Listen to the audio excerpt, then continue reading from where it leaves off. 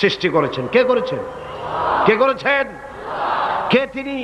যিনি আকাশ থেকে বৃষ্টি বর্ষণ করেছেন এবং জমিন থেকে গুল্ম, লতা পাতা, বৃক্ষরাজি কে সৃষ্টি করেছেন?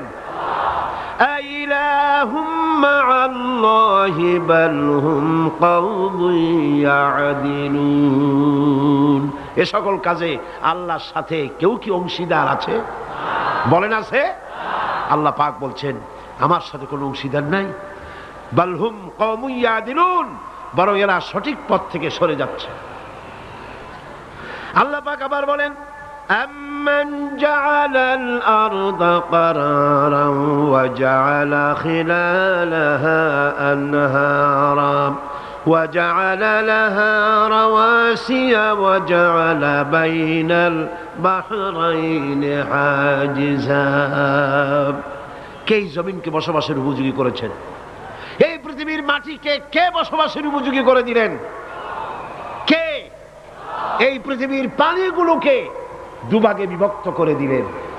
এই পৃথিবীর মাটি বসবাসের উপযোগী করেছেন কে? এই মাটি যদি নরম হতো, মাটি নরম না শক্ত?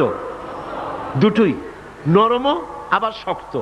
এমন শক্ত নয় যে আপনি কোদাল দিয়া খুন্তা দিয়া কোপাইয়া পিলার উঠাইতে পারবেন না, ফসল রোপণ করতে পারবেন না, এরকম শক্ত নয়। কত নরম আপনি কি চিন্তা করেছেন? একটা লাউয়ের বিচি, একটা সিমের বিচি, বিচি করেন আপনারা কি করেন? দানা, দানা, বিচি, সিড যেটাই বল। একটা বিচি মাটির ভিতরে রোপণ করে দিলেন। কোরআন বলতেছে, আল্লাহ পাক বলছেন তোমরা কি দেখো না, চিন্তা কি করো না, বিচি মাটির ভিতরে দিয়ে দিলাম, ওই বিচির মাথা ফেটে গিয়া নরম পাতা মাটি ফেরে মাটির উপরে উদ্গত হয়ে গেল। أأنتم أنشأتم شجرتها أم نحن المنشئون। কে উদ্গত করলো মাটি থেকে? কে করেছে? আল্লাহর নাম নিতে শরম করে মিয়ারা? চিল্লায় কোন আল্লাহ, আরো জোরে কোন আল্লাহ। সুবহানাল্লাহ। মাটি এমন নরম যে সে ওই ছোট্ট দুটি পাতা মাটি ফেলে উপরে বেরিয়ে চলে আসতে পারে।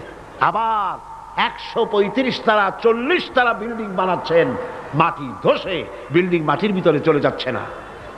এই মাটিকে বসবাসের উপযোগী করে মুতাদিল, মুতাওয়াসসাত, এ ধরনের ভারসাম্যপূর্ণ